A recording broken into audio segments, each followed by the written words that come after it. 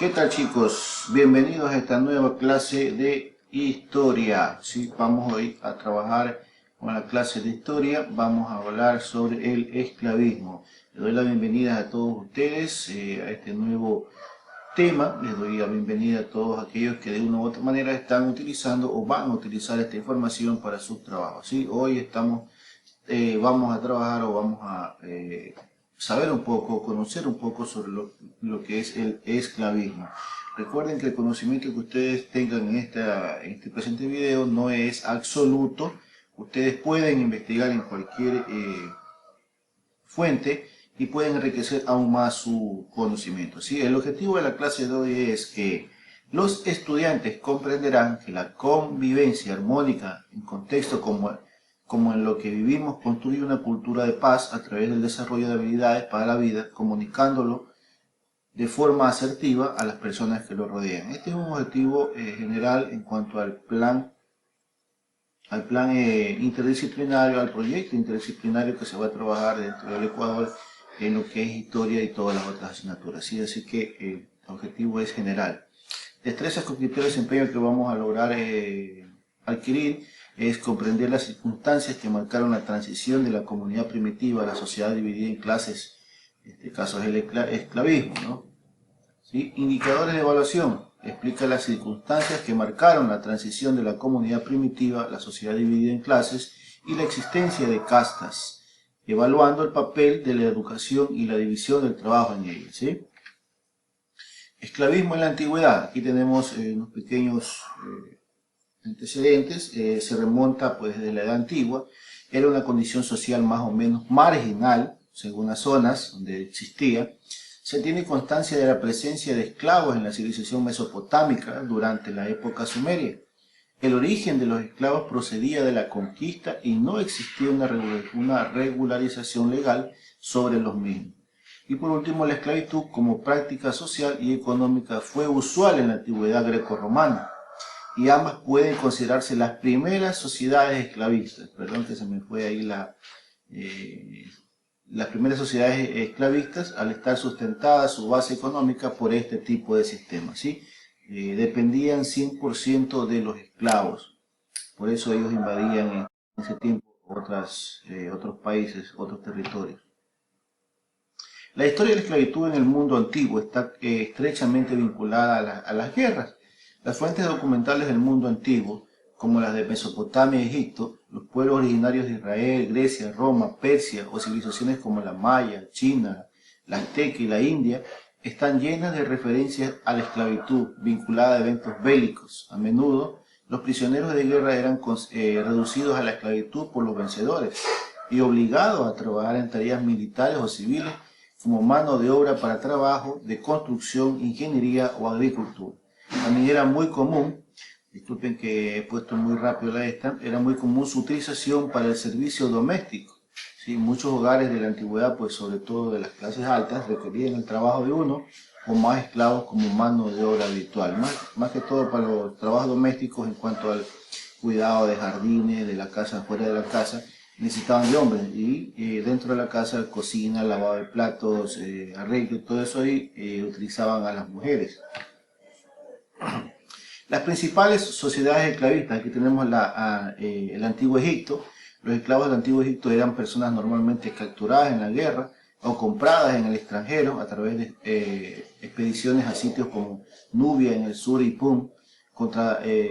Contrariamente a la creencia popular, los esclavos no construyeron las grandes pirámides.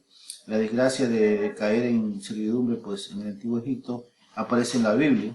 Allí se narra cómo José, el hijo de Jacob, es vendido como prisionero por parte de sus hermanos a un grupo de mercaderes egipcios.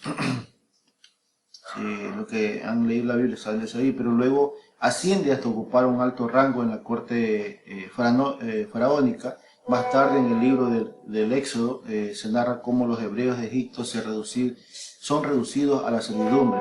También hay numerosos ejemplos de prisioneros o condenados que trabajaban hasta la muerte en las minas de cobre en la península de Sinaí. Al igual que en otras sociedades, había una gran variedad de esclavos, siervos de la interna y tutores que exigían un alto precio. Discúlpenme que ya creo que voy a sacar eso. Los artesanos, los trabajadores rurales, los siervos, canatitas, aparecen pintados como prensadores de la uva. ¿Sí? También tenemos la antigua Grecia. La esclavitud aparece como normal y natural, así como la defendían también los filósofos clásicos como Aristóteles a la cabeza. El trabajo de esclavos es esencial en todo tipo de trabajo, ¿sí? En la agricultura, en la construcción artesanal. ¿Sí? La esclavitud es esencial para el funcionamiento de la democracia ateniense, a fin de dejar tiempo para la política a los hombres libres. Se estima que en la época clásica 3/4 de la población ateniense eran esclavos. En Atenas, la polis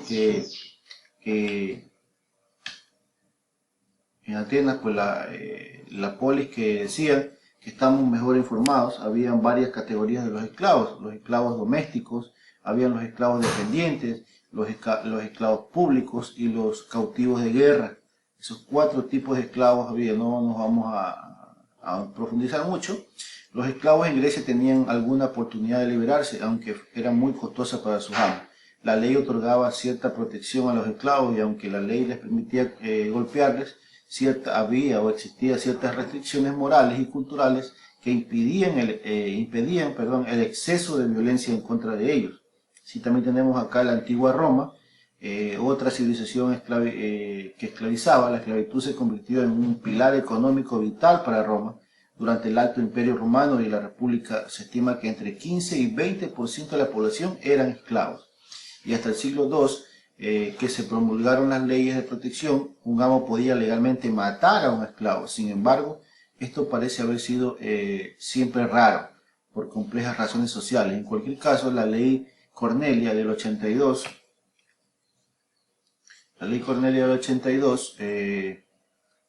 prohibió a los amos matar a sus esclavos. La ley de Petronio del 32 a.C. Vedaba que los esclavos fuesen obligados a combatir en el circo. Escribió Suetonio, Claudio 25, que bajo el emperador Claudio, si un amo descuidaba la salud de su esclavo hasta el punto de su muerte, podría ser acusado de asesinato, aunque se recuperó en el templo de Esculapio que el esclavo podía ser libre. Bueno, y así seguimos con qué fue luego del esclavismo. Pues hubo muchos documentos, muchas investigaciones, se puede decir, se dejó a un lado el esclavismo por un sinnúmero de circunstancias que ustedes pueden investigar, y se procedió a lo que es a dar otro tipo de esclavismo. Como ya las sociedades, Roma, de Grecia y de otros países no pudieron seguir esclavizando a sus esclavos, vale la redundancia, buscaron otra manera de cómo seguir explotando a aquellas personas, a aquellos esclavos. Y es que ahí pues nace, ustedes pueden investigar cuando nace, lo he hecho un poco más resumido. ¿Sí? Aquí en la parte de abajo ustedes ven un poquito más de lo que es las leyes que se crearon año a año en cuanto a la legislación de los esclavos, ¿no? A cómo uno podía mantener un esclavo y cómo venderlo y cómo dejarlo libre, o cómo ellos pasarían a ser libres. Y entonces como ya vieron que no podían sostener a tantos esclavos por las invasiones, por las guerras en sus territorios, es que sucede o nace lo que es el feudalismo. ¿Qué es el feudalismo? El feudalismo fue un sistema social, político y económico que predominó durante la Edad Media, desde el siglo IX al siglo XV. Estuvo caracterizado por el sistema de vasallaje y es considerado por muchos como la Edad Oscura, debido a las sangrientas guerras, las epidemias y la escasez de avance científico, ¿no? Una de las características principales del sistema feudal fue la descentralización del poder, ejercido a través de nobles organizados en feudos, que tenían una relativa independencia del monarca, pero estaban supeditados a su rey con estrechos lazos de lealtad, ¿sí?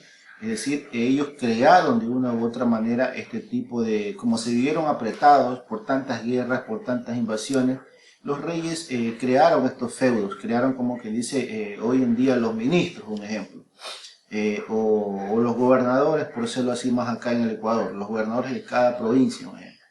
¿Sí? Ellos crearon ese tipo de gobiernos, el feudalismo, le dieron un sinnúmero de tierras y riquezas. Bueno, vamos a ver más adelantito, ¿no?